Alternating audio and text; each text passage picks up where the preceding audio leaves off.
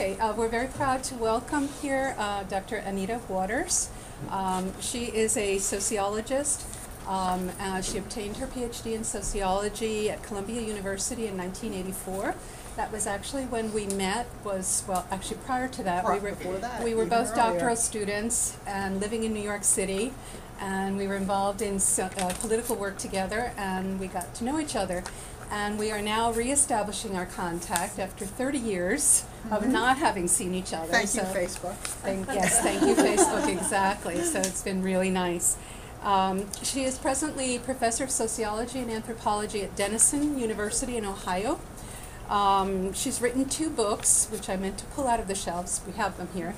One is called Race, Class, and Political Symbols, Rastafari and Reggae in Jamaican Politics. And that is going to be the basis of much of what she's going to speak about today, although I understand you bring it up to the current day. And the second book is called Planning the Past, Heritage Tourism and Post-Colonial Politics at Port Royal, which has to do with this historical tourism and the way, well, she can explain that better than I can, the way that the historical events have been reinterpreted. She's written many articles, and her most recent article is actually about how the Cuban Revolution is being remembered in Santiago de Cuba. So that is another area of her work. She's not going to give a paper on it, but I'm sure she would love to answer any questions you have about that as well. So with no further ado, I will present you to, oh, and you know what? This now just... It's just not working? No, it's going. It just tried to do something different. Okay, very good. So okay, well, thank you so much for your introduction. Alicia and I do go back to the 1970s, late 70s or so, but I'm delighted to be here. I'm so happy to have been invited, and I want to thank the Department of English and Dr. Posada for inviting me today. And in fact, I'm going to talk a little bit about Port Royal in my talk tomorrow. But I'll mention that today. But the title of my talk today is Full Circle: The Enduring Power of Rastafari in Jamaican Political Culture, and I decided on the title over Thanksgiving break. And then as I prepared it fully to come here, I had to really think about that title and why I chose it. Did I choose it because Rastafari has been coming full circle, or was it my own scholarship, my own scholarly trajectory that I was really talking about? Because for me, this research is really a return to the topic of my dissertation, which I completed in the mid-1980s.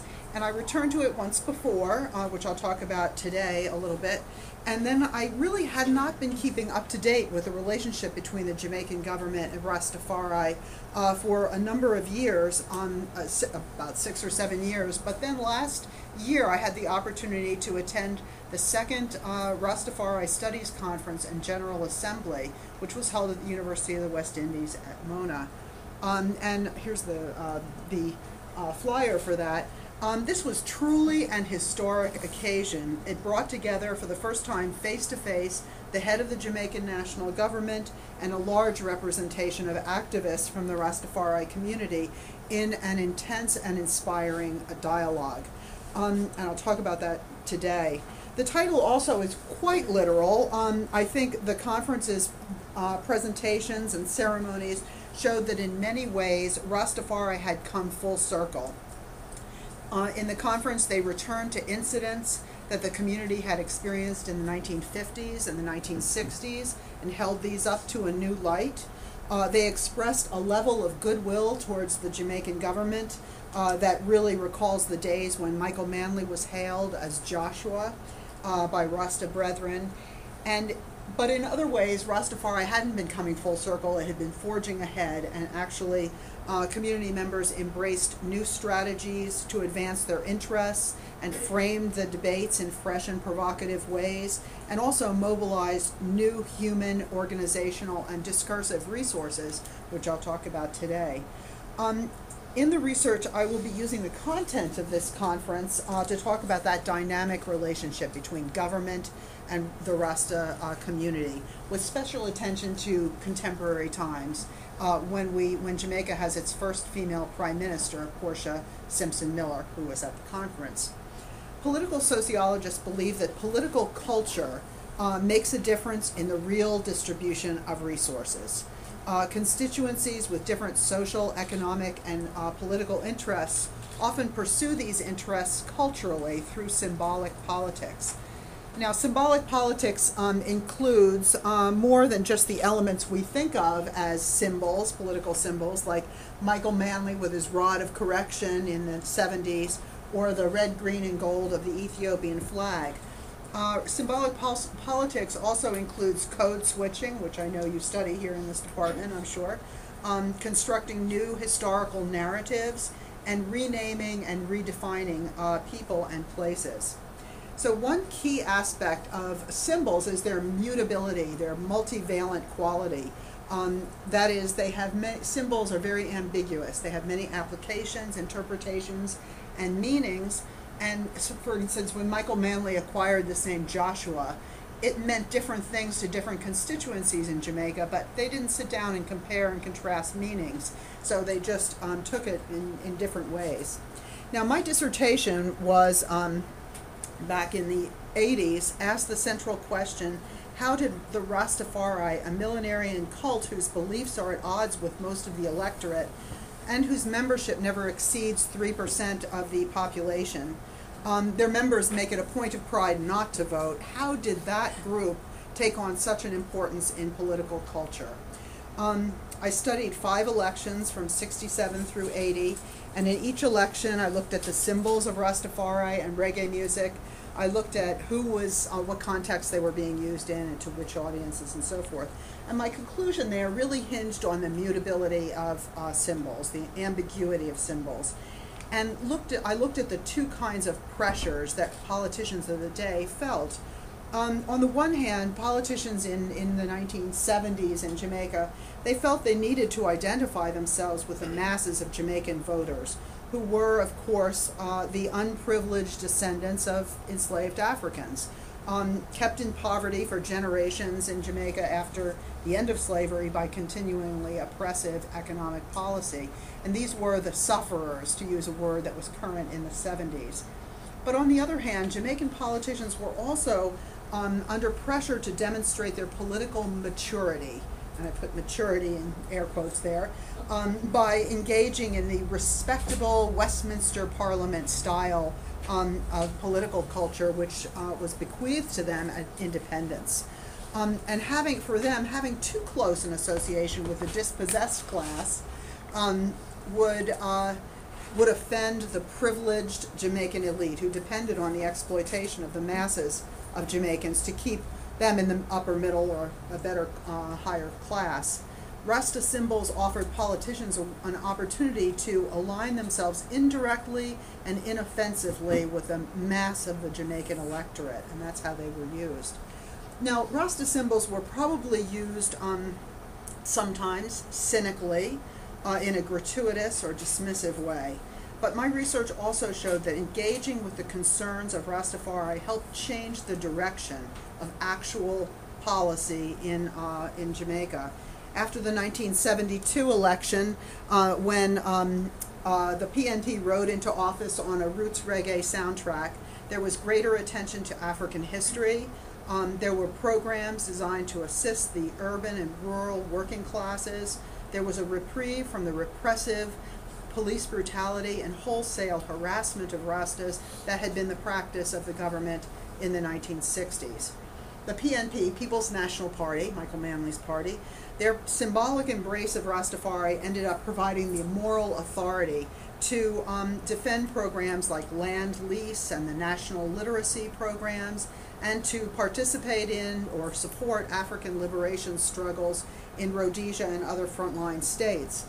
So recognition of the actual impact, not just the symbolic impact of Rastafari, it underlies many testimonies. For example, Gordon Baffange, who argues that Rastas pose the most consistent and persistent challenge to the Jamaican state with real political consequences. Jalani Abongo Naya, who's the head of the Rasta Studies Unit at UE, he argues that Rasta philosophy offers, quote, an archive of resistance praxis aimed toward hegemonic dissolution. Finally, columnist Cedric Wilson argues that Rastafari was responsible for bringing issues to the fore that created the mood, the rethinking of the socioeconomic model of the 1960s and 1970s. So I returned, after my dissertation, I returned to the subject of Rastafari and electoral politics in 2007 to write a chapter for Michael Barnett's book, which is Rastafari in the New Millennium. And I looked at Rasta input in politics. Not only do Rastas forswear voting, they also often express hostility to all political processes and politicians. According to Ennis Edmonds, for example, electoral politics are seen by Rastas as, quote, the art of deception, machination, and manipulation, and the unending scheme of the powerful to maintain their position of privilege and to keep the populace in its place. So this was the Rasta view of politics. The Rasta's express avoidance of politics is all the more striking in that it went against the teachings of Marcus Garvey, whom they looked to for political leadership in a number of other ways. However, there were exceptions early on. I'm going to talk about one of those in a second. And the tenet of isolation I discovered in 2007 had been gradually eroding over the last 30 years. Now in Jamaica, Sam Brown ran for the West Kingston seat of Jamaica's parliament in 1962, so very early on. He won very few votes, but he drew attention to the movement and articulated a manifesto of 21 points, which endures as a foundational document. He built a Rastafari-based political party with a base in the community of Backawal. And you might remember Backawal was the ghetto that was destroyed by the JLP in 1966, and this effectively crippled Sam Brown's political future. Well, Sam Brown was in the vanguard of politics. He never garnered much voter support. A Rastafarian legislator was appointed to the Senate, not elected, as an independent in 1984. That's Barbara Blake Hanna. She was the daughter of a prominent family, had been a big Manly supporter, and then been disillusioned by Michael Manley. So she was appointed by the JLP and served one term in the Senate. The 1990s saw an even more concerted effort into electoral politics with the participation of the Imperial Ethiopian World Federation, a group sort of connected with Haile Selassie's relatives in New York. But that was the Jamaica branch was founded by Asento Fox in 1983 and launched a political party. It ran candidates in 97, 02, and 07, but it never really received more than a handful of votes. There is a second Rasta-oriented party, the Marcus Garvey People's Progressive Party, sort of a reviving Marcus Garvey's political party. And that was revived in 2002 with the assistance of Rasta Brethren, and they participated in 2011 election and garnered 458 votes, which is more than any, I think, of those third parties. And finally, we have Ras Astor Black, who's kind of a perennial independent candidate in Jamaican politics, in the name of his Jamaica Alliance movement. Astor Black was born in St. James, but then he moved to Chicago and lived for many years as a reggae DJ and entertainment promoter. He moved back to Jamaica in about 2000 as an entrepreneur in the tourism and music industries. And he told me in an interview that his initial motivation to go into politics in 2001 was basically a vendetta, because the man that he was running against was someone that Astor felt had wronged him in a business deal. So he liked to go and talk trash about this man in public, and politics was a perfect opportunity.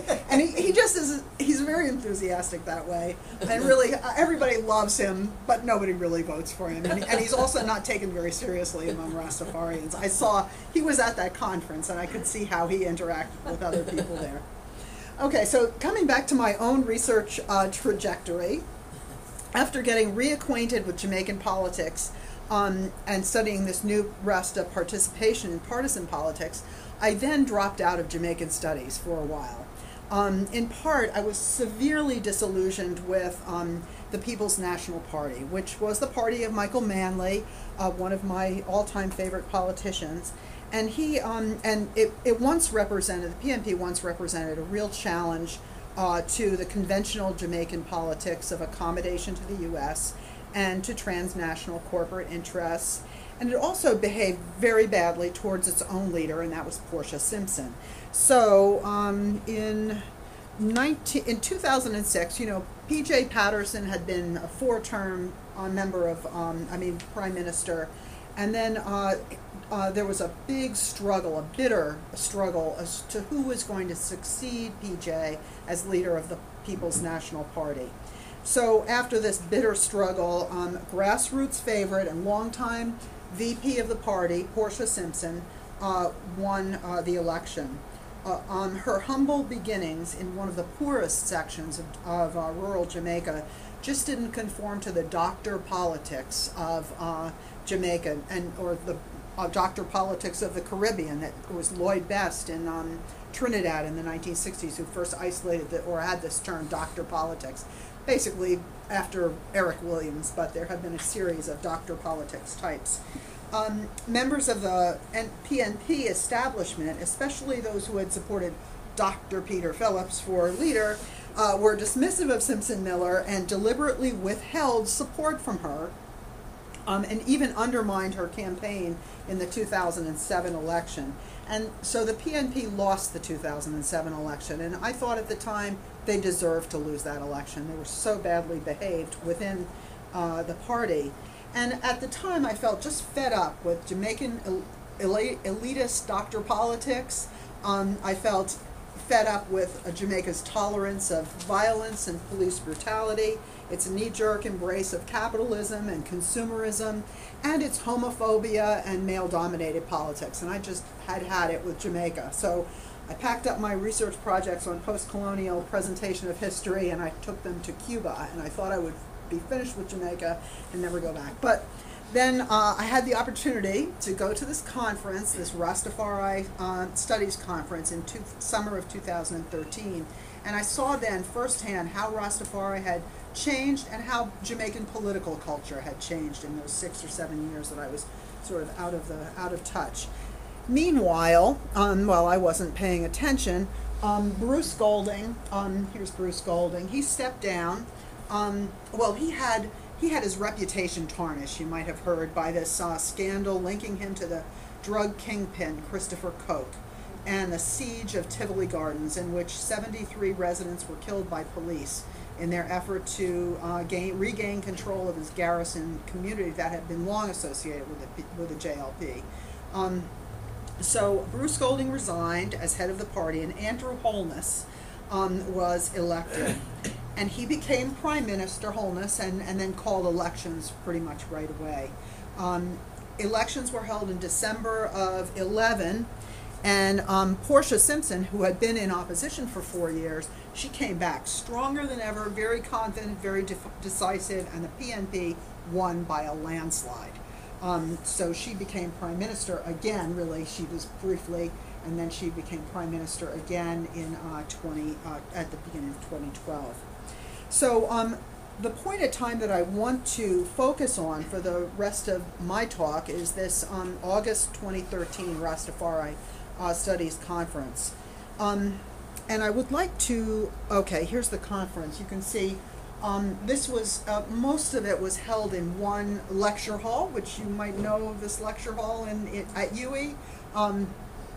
That's the stage of the lecture hall, and this you can see, this is about half or even 2/3 of the audience. So it was a small room, but it was full of people who were very active in reggae studies, Rasta studies, and reggae music, and so forth.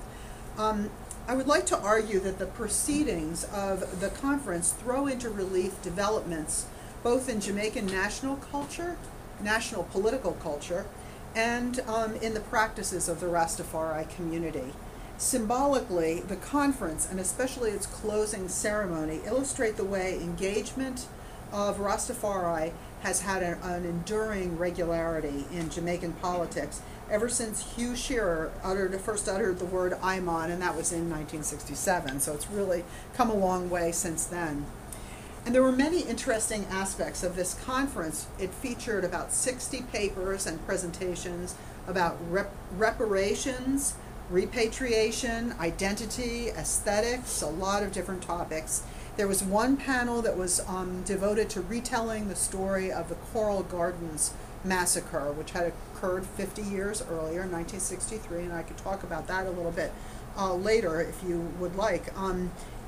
Multiple papers used the discourse of international organizations to frame history, and I'll talk a little bit about that today too, and other matters of concern to Rastafari like citizenship rights and human rights. The closing ceremony, which I recorded and really transcribed and studied in detail, that was emceed by a man named Ross Ivai, whose affiliation in the program was listed as Theocracy, Reign, Order of the Nyabingi. Professor Vereen Shepherd, whom some of you may know, of the University of the West Indies, welcomed the conference participants on behalf of the university. The first speaker was Queen Mother Moses, Rastafari Millennium Council. She's called in the program the International Ambassador of the Rastafari Millennium Council. Then it was followed by a song by Ja Books, which, if you'd like to see it, you can check out my YouTube video of it. I put it up on YouTube. And then Sister Mitzi Williams, whose affiliations were chair of the Rastafari Millennium Council, which was one of the co-sponsors of the conference. And she spoke at length in introducing the Prime Minister, Portia Simpson, whose name doesn't appear on the original program. So I think the arrangements to get Prime Minister Simpson was towards the end. So Queen Mother Moses and Sister Mitzi Williams, I want to talk about them for a minute. They really provide an interesting contrast to each other. But I see both as actually effectively representing Rastafari in the public sphere, nationally and internationally. Queen Mother Moses, on the left here, presents herself in a less sophisticated way. There's a custom in Jamaican political discourse, and maybe this is how they do things in Puerto Rico as well, where any speaker acknowledges in a very specific order all the people in the audience. You know, if the Prime Minister is there, you say something to him or her first, and so on. Well, Queen Mother Moses sort of dispensed with this protocol with the dismissive phrase, "all protocols observed," which she said 3 times. And then she enumerates so many advanced degrees from unnamed universities that her entire education is thrown into doubt. She also claimed to speak on behalf of all the mansions of Rastafari and all of the registered organizations, which seems surely to be an overstatement. She also said she was responsible for training presidents of South African universities in transition from apartheid to post-apartheid. She put herself forward, as I found out later, actually, Queen Mother Moses has had an impact in the international sphere. She told the audience at the time, "We have been at the table of the African Union. We are at the table with the United Nations, and we will continue to do what we need to do." She said it was time for the government of Jamaica to assist in reparations, in repatriating Jamaicans to Africa if they so desire, by helping diplomatically in negotiations with African countries to accept Jamaican immigrants, and also by supporting the repatriation financially. So those were her demands. And then Sister Mitzi Williams spoke. She had none of the blowhard qualities of Queen Mother Moses. She observed all protocols. She didn't have to say it. She didn't shirk her duty. She greeted the audience not only in the name of Haile Selassie, but also in the name of Queen Menon, who was Haile Selassie's wife. And I had never heard this done before. This was a new thing for me. And actually, I've looked it up. Queen Menon is also the subject of a recent biography published in Jamaica. So that's something, you can tell something's changing there. So she, in contrast to Queen Mother Moses, spelled out her own affiliation very clearly and without hyperbole. She spoke in the language, what she did well was speak in the language of international diplomacy. I'm going to quote her here. She said, quote, "This conference, in seeking to focus on the critical aspects of our challenges today, sees the opportunity that Coral Gardens provides for us. linking ideas of landless, marginalized citizenry, struggling to assert a cultural identity, often in conflict with the dictates of the official society. This conference invokes the language of reparations to foreground the imperative of repair. The Rastafari Millennium Council therefore recognizes the need for ongoing dialogue to initiate a process that will require leadership on the part of the Jamaican government in securing the appropriate bilaterals, particularly with Africa, and to facilitate our community's interests. So she spoke with some sophistication about what Jamaica was demanding, or the Rastafari Millennium Council was demanding of the Jamaican government.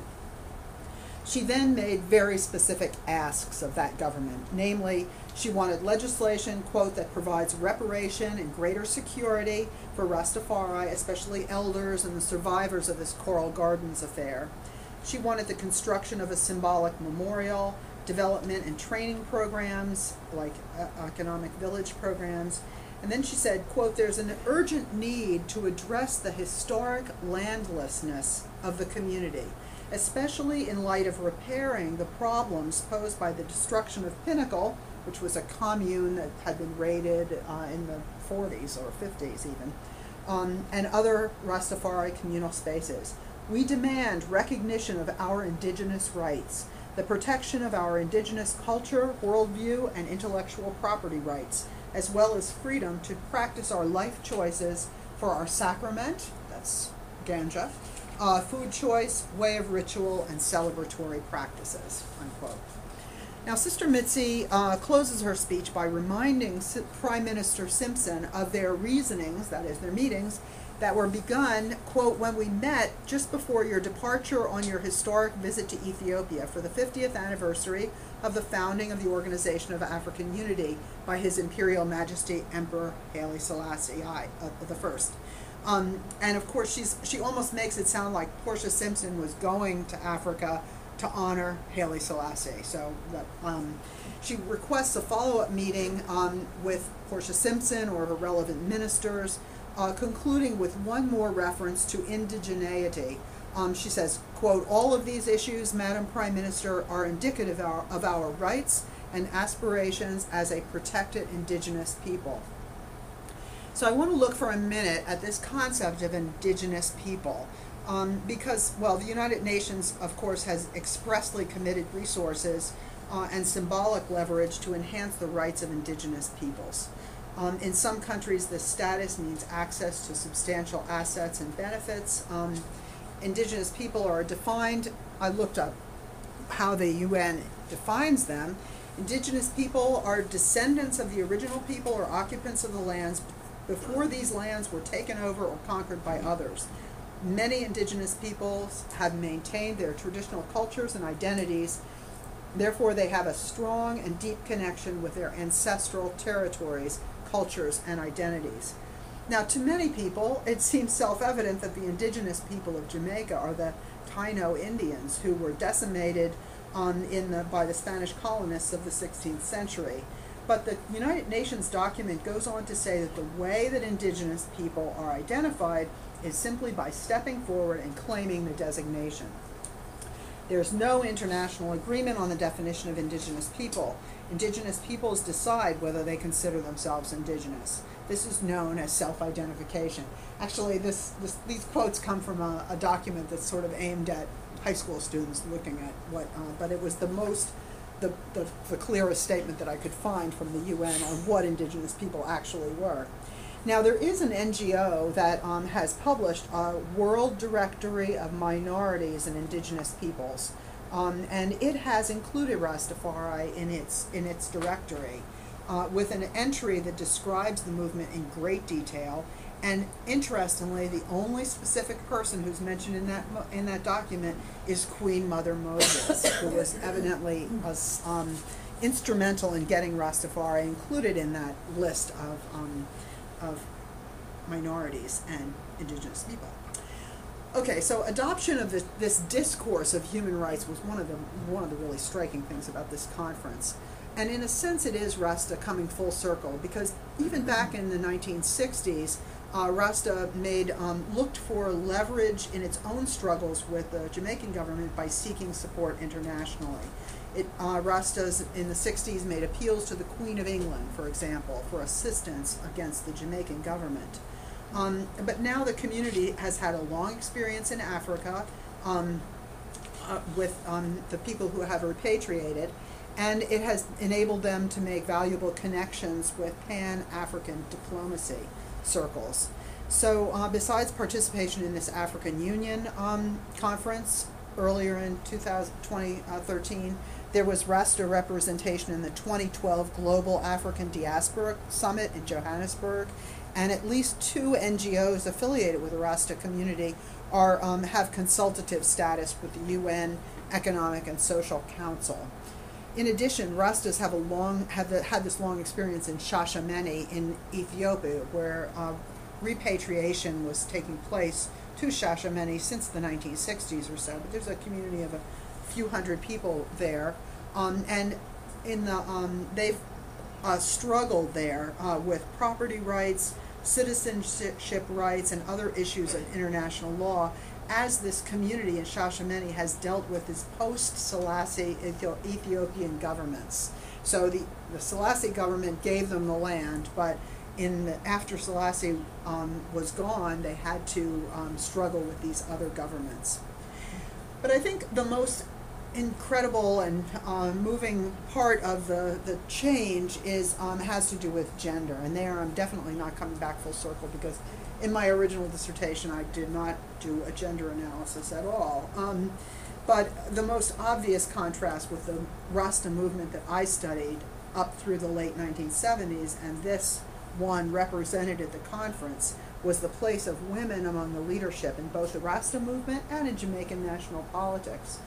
Women were well represented among the panelists, and at the closing ceremony, needless to say, you saw the list of people at the closing ceremony, that was the main speakers, and their leadership was enthusiastically affirmed by the male participants in the closing ceremony.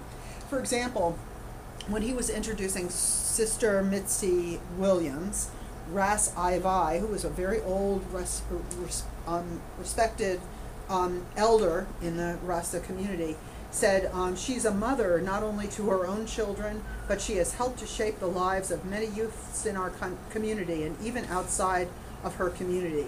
She is the chairperson of the Nyabingi Administrative Council.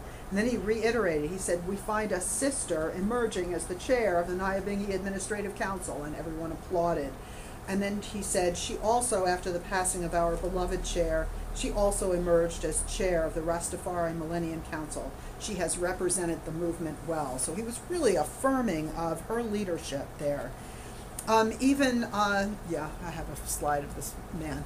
This is the 91-year-old and actually now late Brother Fillmore Alvarenga. He added some folk hermeneutics by quoting a passage from Jeremiah that reads, quote, the woman shall compass the man, and he interpreted that as the woman shall come past the man. There are numerous interpretations of this phrase in discussions of the text, which I found on the internet, but Brother Fillmore's is really unique among them, because the passage comes from a context that really could not be considered woman affirming in any way. But why has Rasta, but even he, is seeing this movement and celebrating it. So why has Rastafari made such strides in accepting women's leadership? We can say that women in Jamaican national political culture have had some successes that have laid the foundation of that success. More women are running for office, and more women are in top posts in public and private organizations in Jamaica. Women comprise 70% of the student population of the UE, University of West Indies, and formal education is a very good foundation for that national and international, especially, interaction. Portia Simpson's ascendance to the party in 2006 and to Prime Minister again in 2012 represented a breakthrough for women in politics. Not only does her presence represent achievement, she has received accolades for her work on women's rights, and notably women in sports. she demonstrated her independence from conventional Jamaican politics, gender politics, in a famous moment in a 2011 debate with Andrew Holness. And Holness said he would continue, his predecessor, Bruce Golding, had a policy that no gay person would be in his cabinet ever, no homosexual ever appointed to my cabinet. And they asked Portia the same question. Well, Andrew Holness said he would continue that policy. Portia said she would make appointments of the best person for the job, regardless of sexual orientation, which was a breakthrough for Jamaica. She revels in her status as a female. She adopted a theme song of the 2011 campaign with Shaggy's song, Strength of a Woman. At the Rasta conference, she called Sister Mitzi Williams another daughter of Nanny. Nanny is the only woman hero in the pantheon of official heroes of Jamaica. And then she referred, this is Portia Simpson, referred to both the women who labored on Mona Plantation during the days of slavery and the women who were the female majority students of UWI laboring there right now. And it was a really kind of a dubious comparison, but she says of both of them, so empresses have been here for a long time. And empress is the word that Rastas use for women in the movement. So like the Rastafari community, it's a parallel here too, because Portia Simpson has cultivated her networks internationally as well. She was elected vice president of the Socialist International, which is an association of 152 social democratic, socialist, and labor parties around the world. She's an active member of Women in Parliaments, and they had a global forum hosted in 2013 in Brussels. And she's also an active member of the Council on Women World Leaders, an international network of current and former female presidents and prime ministers. So Simpson-Miller has cultivated connections also with leaders in Africa, attending the same meetings that Sister Mitzi Williams and Queen Mother Moses refer to in their speeches. So there's this parallel of these international connections, both on the part of Rastafari and Portia Simpson-Miller individually. And what I see as a healthy sign, both the women of the Rastafari leadership and Portia Simpson-Miller seem to embrace their new roles in positions of power alongside some of the roles that have been accorded to them by the Jamaican patriarchy. For example, just accepting the title Queen Mother, or Ras Ivai's stress that Sister Mitzi Williams was a mother to her own and others' children, shows that there's no tension perceived between positions of power and motherhood. Likewise, I watched all of the speeches that Portia Simpson-Miller has made and that are available on the internet, and in many of those she claims, well, in all of them, she claims about a half a dozen second sons and daughters. This will be my second son. And in fact, at her inauguration, she said of Andrew Holness that I'm his second mother, which I feel was a brilliant, nothing like infantilizing the opposition. So, in a very kind and sweet way. My final point, it concerns another new development, and that is the intense mutual admiration that was expressed between Portia Simpson-Miller and the rest of activists in the audience. In contrast with the usual reserve of Jamaican political leadership, and as well in contrast with the usual Rasta disdain for politicians, this conference was a veritable love fest, especially this evening event. In the course of her speech, there she is, speaking at the conference. Here's what she said about Rastafari. She said, Rastafari has become a significant platform on which the restoration of the dignity of African people has been built. It is a bold movement determined to counter hegemony by promoting the equality of things African. It was this movement's way of seeking to restore dignity and integrity to the majority black population of our country, and reestablishing as a point of reference their original identity and African roots and traditions, through all of which Nyabingi became the war cry and Rastafari the response. And of course, there was a big response to that from the audience. At another point, she said, my brothers and sisters, our struggle to understand our identity as a post-colonial nation has been largely influenced by the contribution of Rastafari. Our nation must be grateful and appreciative of this powerful force in our culture and heritage. She spoke further about the context in which Rastafari emerged. Quote, Jamaica salutes Rastafari for their contribution to the potency of Jamaican culture and heritage. We pay homage to the spiritual movement, indigenous culture, and religion. Rastafari have its earliest beginning in the turbulent 1930s, when working-class Jamaicans were experiencing difficulty negotiating for better living and working conditions. It was a time in which the poor black majority was not allowed to access the kind of lifestyles or places that were a monopoly of the minority population. It was a society in which things African were deemed inferior, and the black population, by consequence, was undervalued. And right here, there comes a shout from the audience, "You mean like now?" But she did not miss a beat. She went on and she identified herself with the movement. She said, "It was a period of our history, and we still see, at least you have a prime minister, the present prime minister, coming from humble beginnings, from the womb of the people of this country."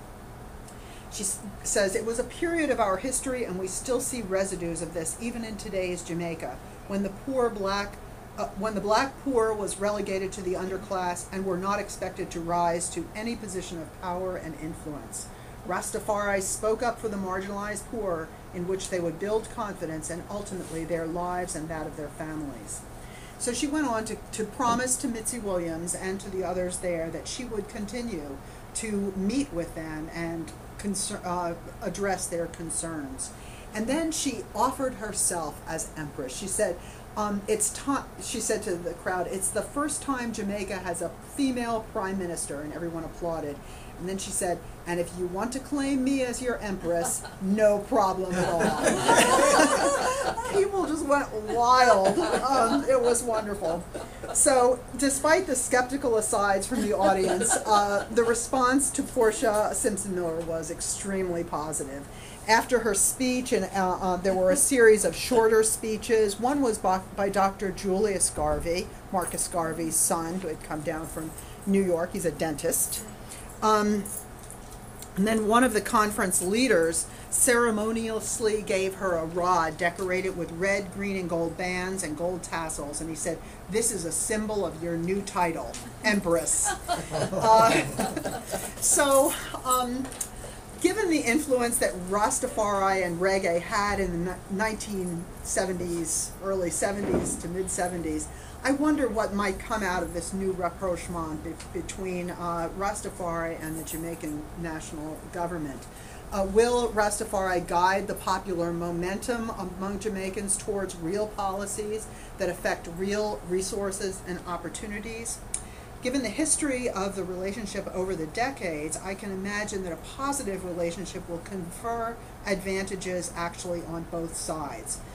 First of all, the Prime Minister, her embrace of Rastafari and reggae gives her grassroots success and international appeal. She quoted in her speech at this conference, she quoted Tony Rebel, who is a roots reggae artist of some renown, in one of her speeches to the conference in Brussels, she quoted the same Tony Rebel song. So she's using reggae and Rasta symbols in international spheres, which is a new thing.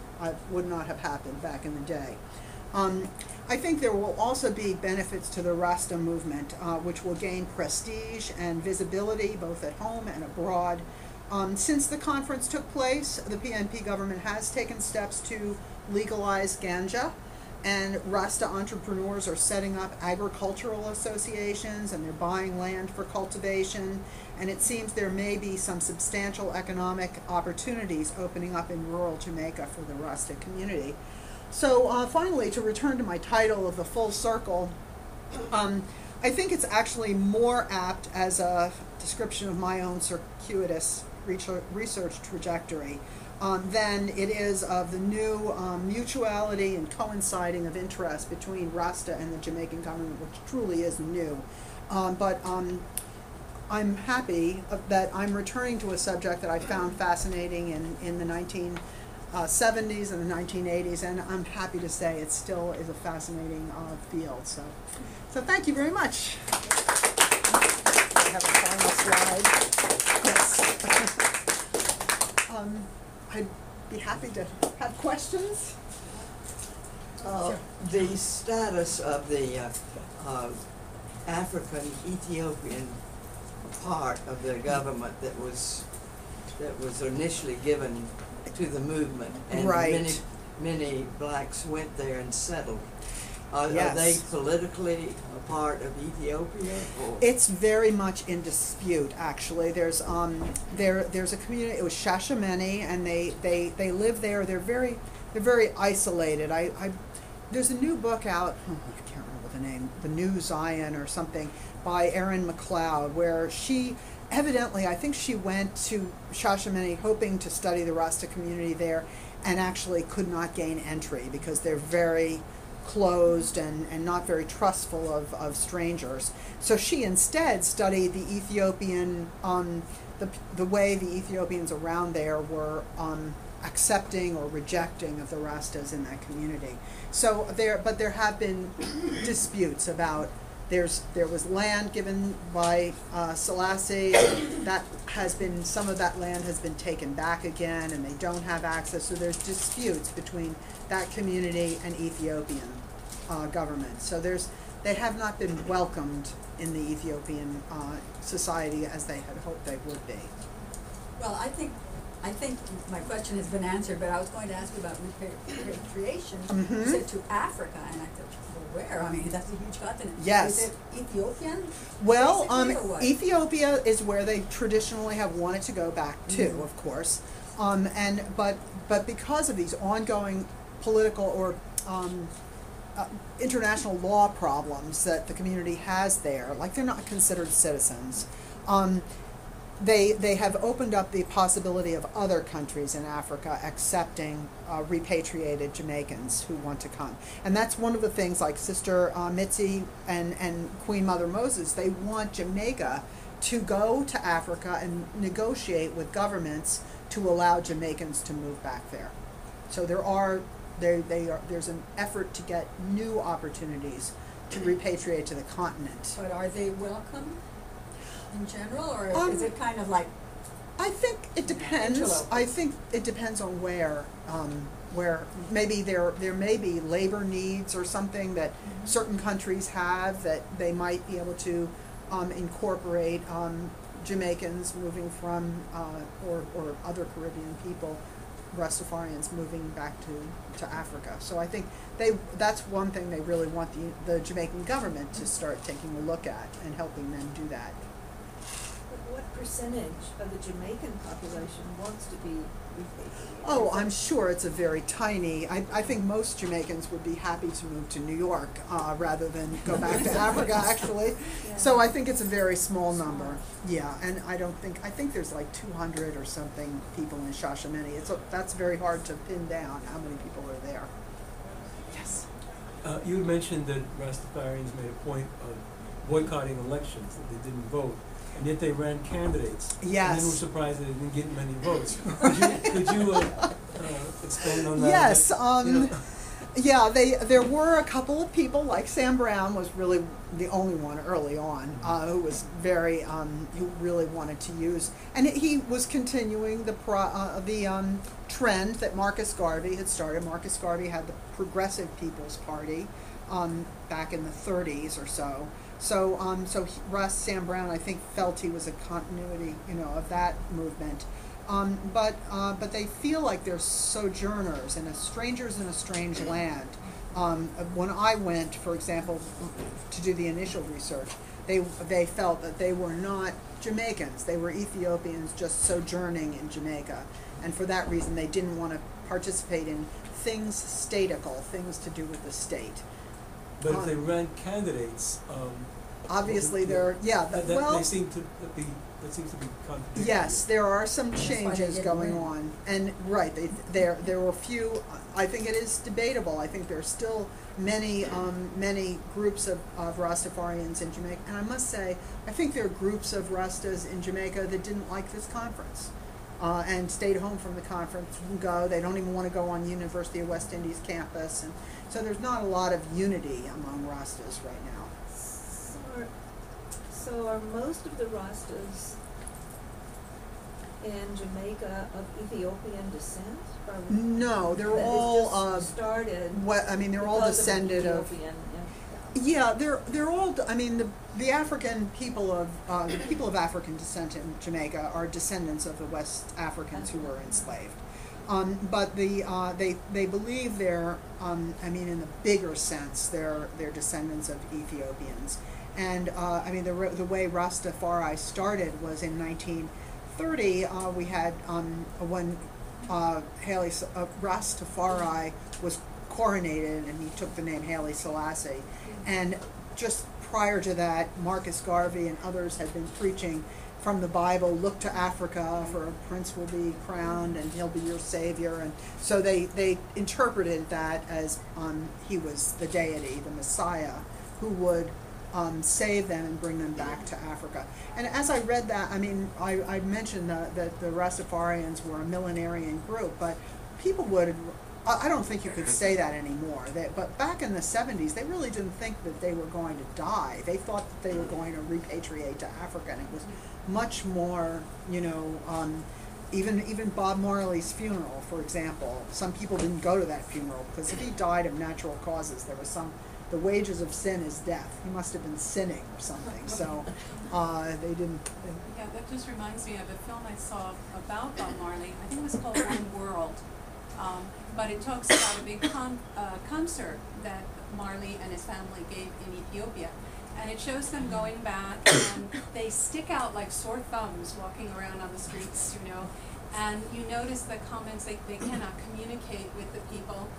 Their dialect is very different, and you see at some extent of culture shock. And the question comes to me, when people talk about repatriation, they're not thinking about the fact that their culture does not correspond to the place they wish to repatriate to, because that place has changed, you know. And and in this case, it's a real mythical connection. Yes. Rather than a genetic connection, anyway. Exactly. So you know, if Marley felt uncomfortable in Ethiopia, let's just leave it at that. Right. You know? So. Right. One of the conflicts that they have in Shashamene is sometimes men in Shashamene will marry Ethiopian women, and that makes Ethiopian men in the village very irate.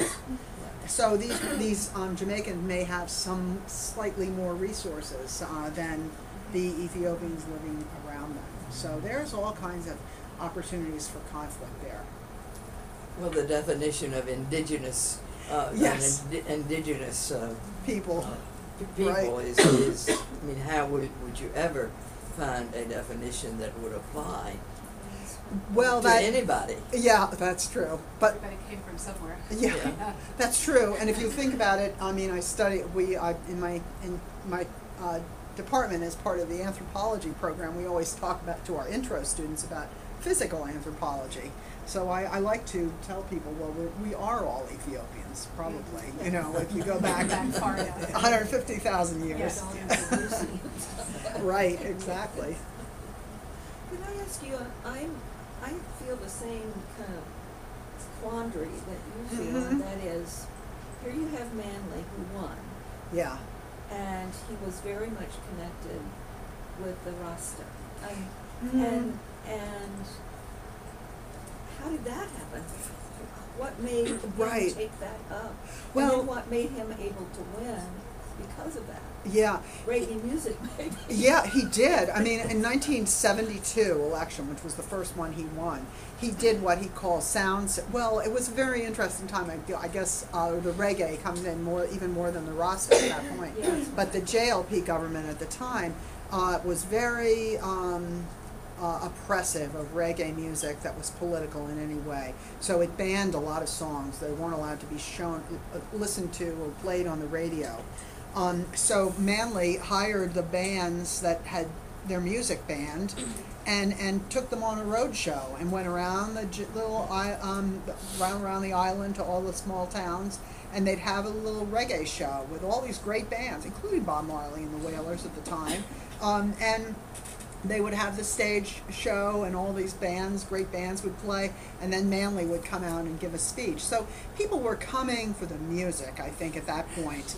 And then the politics on top, and the politics fit in, his rhetoric really fit well with that, the same kind of political messages that were part of the songs. But certainly there's a lot more known worldwide about reggae music than there is about Mazda, I think. Yeah, I guess there is, yeah. I think Bob Marley was sort of the ambassador of both,